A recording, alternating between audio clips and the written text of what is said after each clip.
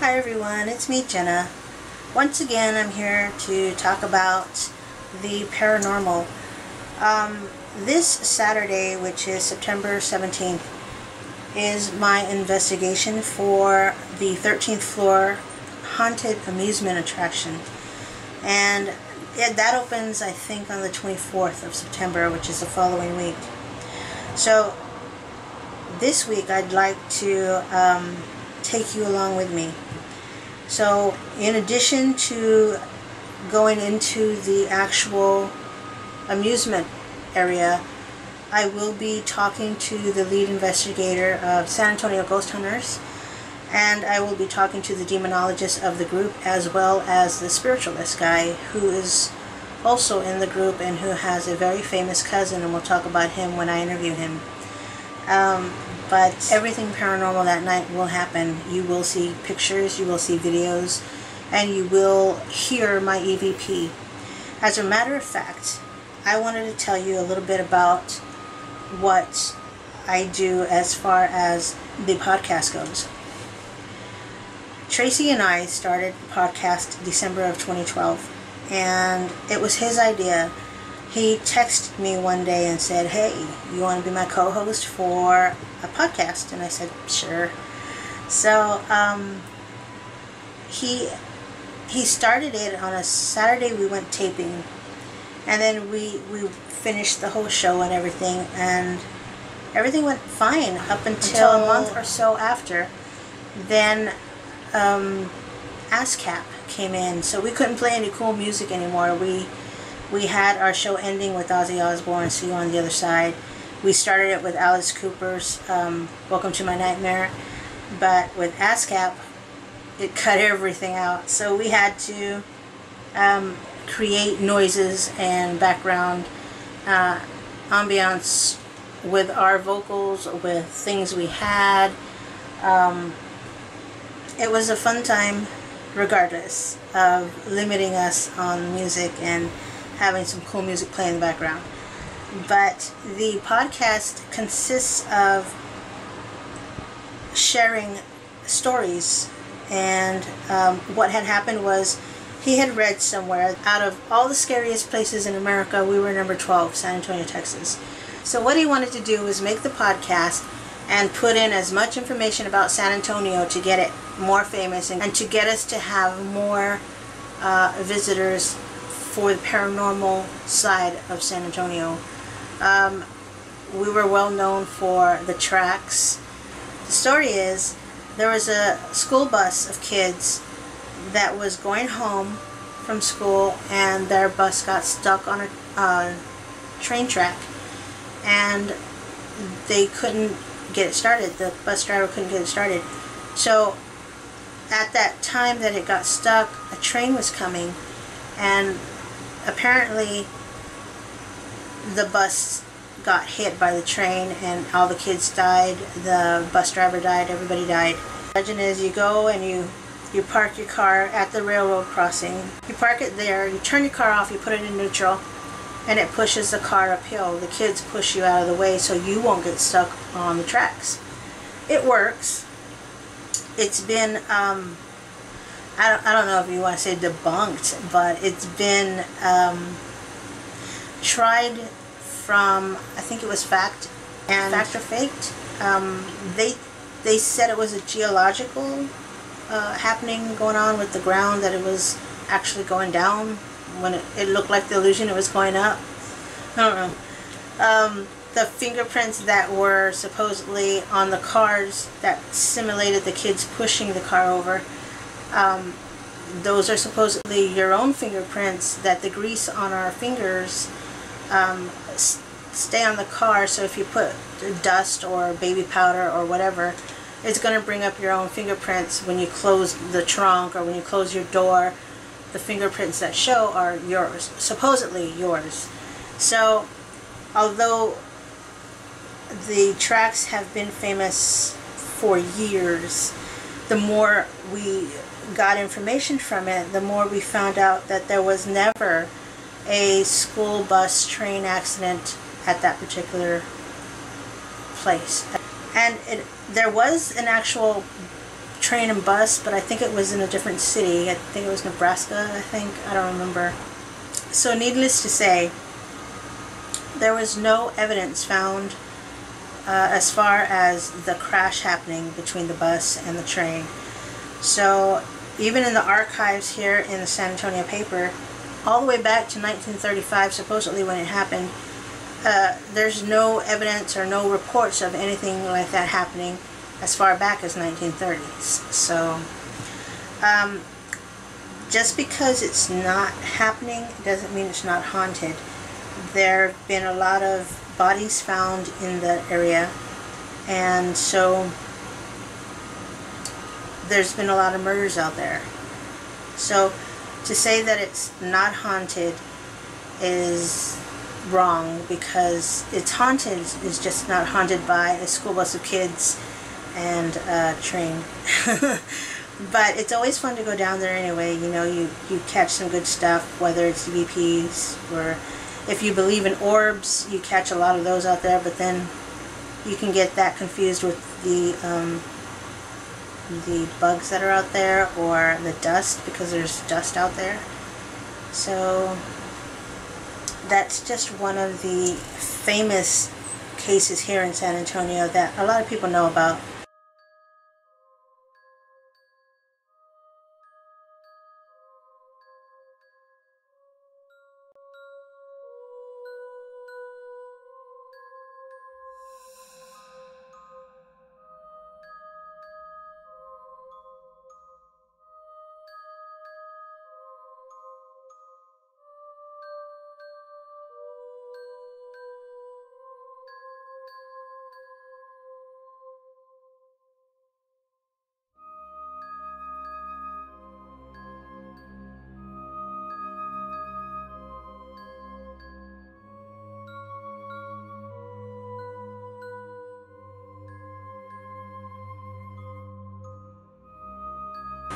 Some of them know about the Chinese graveyard. And that was a fun place to visit. My friends and I, we did a road trip, and it was just me and my girls because they're cool like that.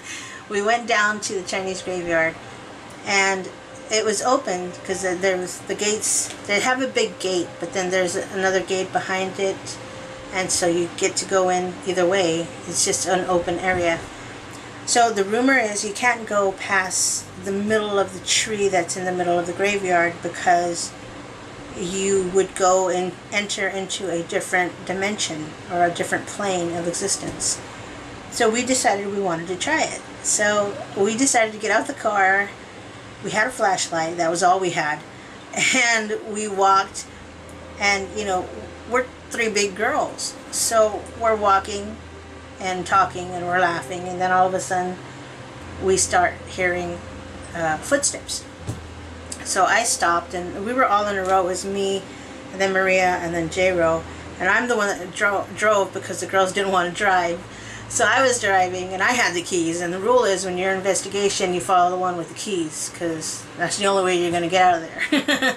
So the girls were there, and we were walking, and we could hear footsteps on the side of us. And you know, this is a family plot. You see the little tombstones, and some of them are trash, some are like from 1800s.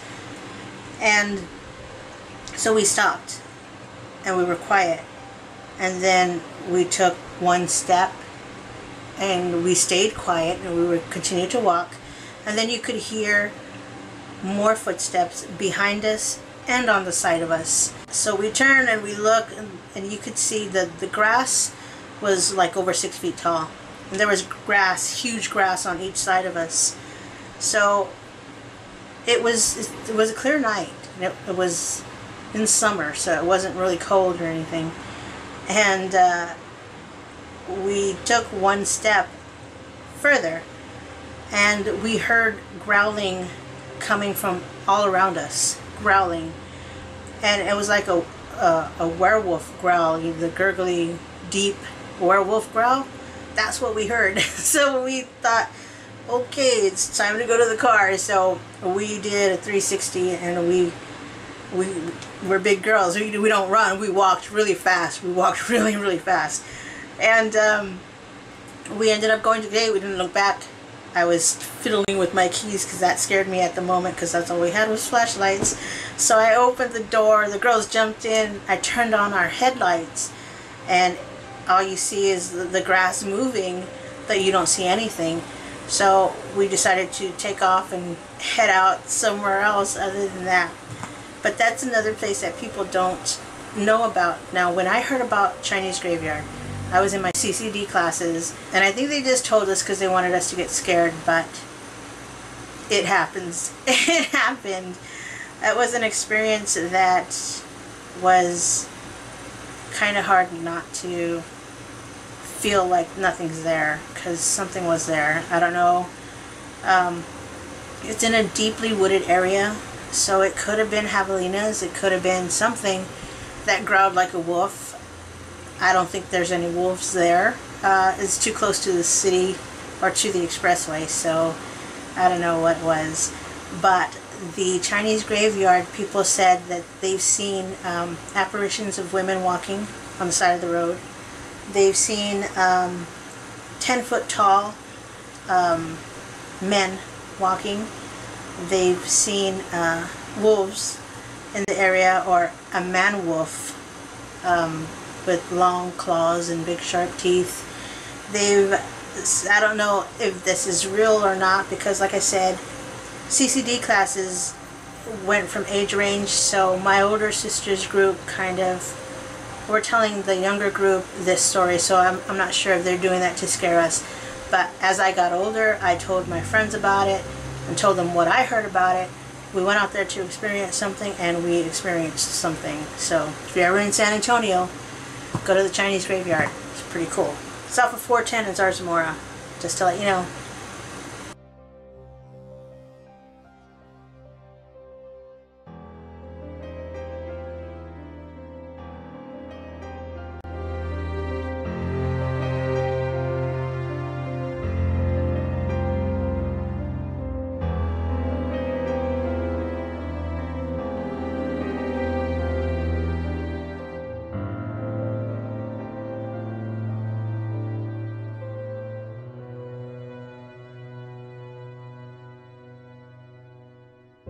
The other place that people love to go to around here in San Antonio is the Donkey Lady Bridge. The story of the Donkey Lady, it varies. It changes from depending on whoever's telling it. I heard that it was a woman who had a donkey, and these men were hunting, and the donkey was loose, and one of the men had their sons, and the little boy was walking, and apparently the donkey bit the little boy. So the men got mad, and they ended up killing the donkey and throwing him over the bridge, and then the lady comes out and says, you know, leave my donkey alone. And so they got upset and were fighting with her because the donkey bit the little boy. So they ended up killing her and throwing her over the bridge. So then supposedly the donkey and the lady meshed and came back. So if you go to the bridge, at the Donkey Lady Bridge, you have a barrier there, and you're supposed to flash your headlights like 5 times, and then you could hear her neighing.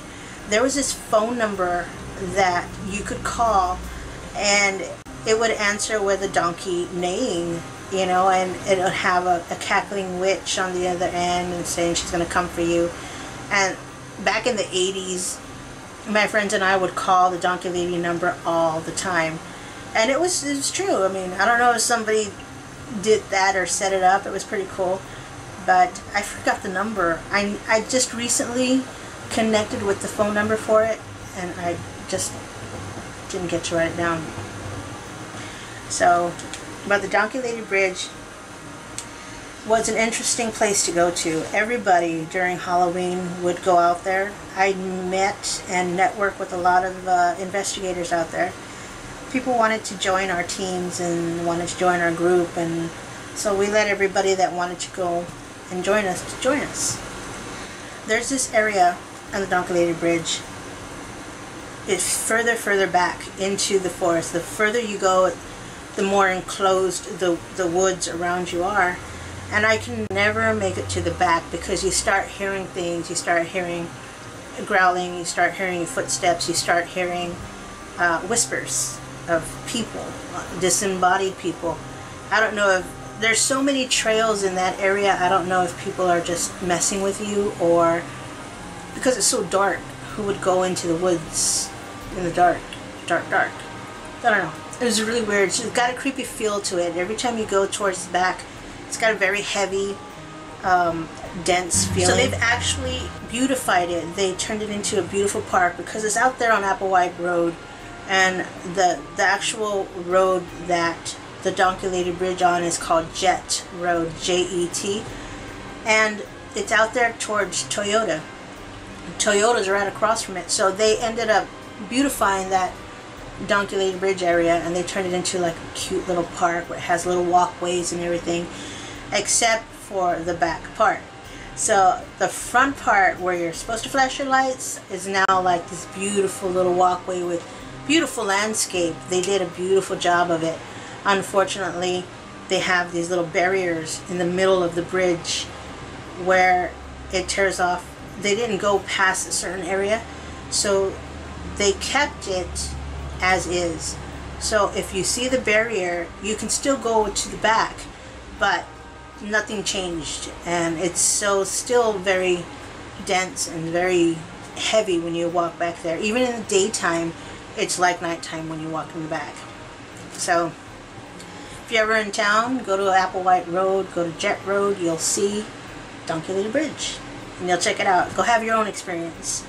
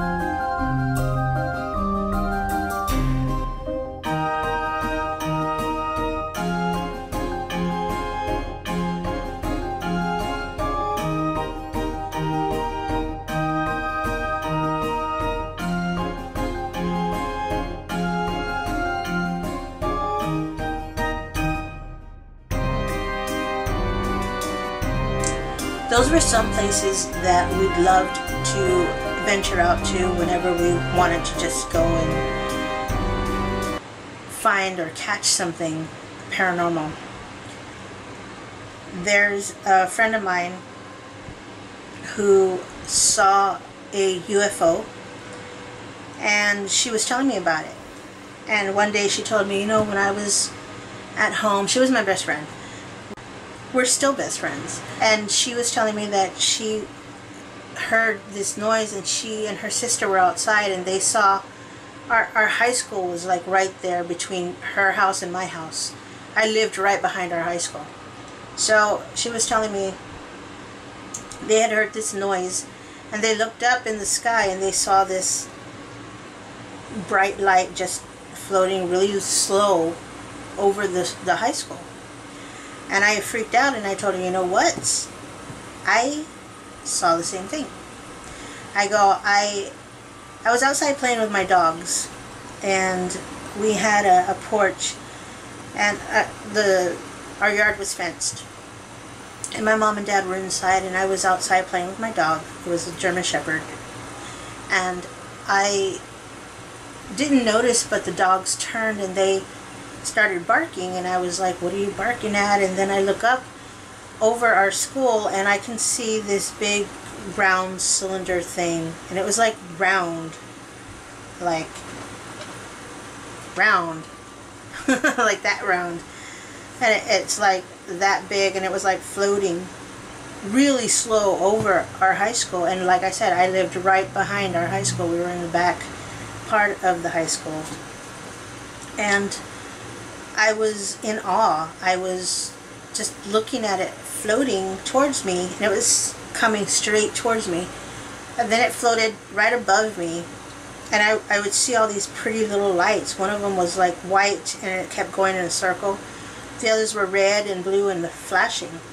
And then it came to the point where it was right above me and I could look up, and when I looked up, it was like I could touch it.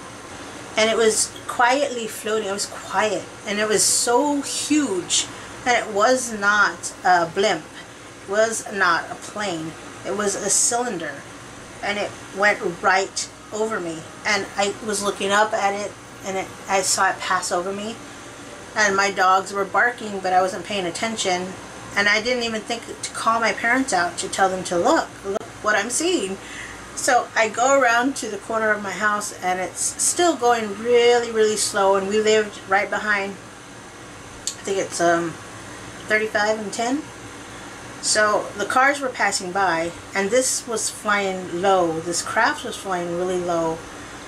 And when it went over the expressway, it went towards the Hemisphere downtown. And I could see the Hemisphere from our house, because we were like 2 minutes or maybe 3 minutes away from downtown San Antonio. And when I saw it go to the Hemisphere, it just blended with the night sky, and I couldn't see it anymore. The lights I couldn't see anymore because the clouds were starting to come in and cover it. I didn't tell anybody about what I saw. I didn't think anything of it. I was just amazed on how big this thing was and how quiet it was. And the lights were just amazing. I didn't realize that I'd seen a UFO until I got older and realized what it was that I actually saw. And then I'm thinking, wow, I actually saw it. I never told a lot of people about it. And when she and I were talking about it, that's when I decided to tell her that's exactly what I saw. And it's strange because she validated what I saw, which is pretty cool, I guess. Especially when you're in the field of the paranormal, you have to have some kind of validation. If not the evidential basis of what you catch, then at least someone who has experienced it, the same thing with you. But those are just a couple of freaky stories that I did tell people eventually. I told people when I got older. On the podcast, I told everybody. And our podcast is nationally syndicated, and it's in association with CBS. So I have listeners in Australia and Italy. I have Germany and the United States. So when I got older is when people started to know the actual stories of me seeing a UFO. I was fascinated when I found out what exactly it was that I was seeing, but I don't think I ever was abducted. I hope I wasn't. I don't know. But that's a little bit of how the podcast got started, because we wanted people to know about areas here in San Antonio. From the Donkey Lady Bridge to the Chinese Graveyard to the tracks. There are so many places here. It's such a historical place. Everybody should come and try to get spooked once in a while. If not by stories, then by me. Why not? But if you're ever in town, do feel free to go and visit these places. Ask people that do know it. San Antonians, they know where these places are, I'm sure. I'm not the only one. But until then, I do want to thank you for watching and for listening to me ramble. That's kind of what I do on my podcast, is ramble. I appreciate you watching. Thank you for tuning in and for letting me be a part of the YouTube community. I am available to speak to if you want to tell me your story, if you want to be on my show, if you want to talk about anything. I'm here for you. My social media is all down below. Please like and subscribe to this channel. If you have any questions, you know where you can contact me. Until next time, thank you so much for watching. Truly appreciate that.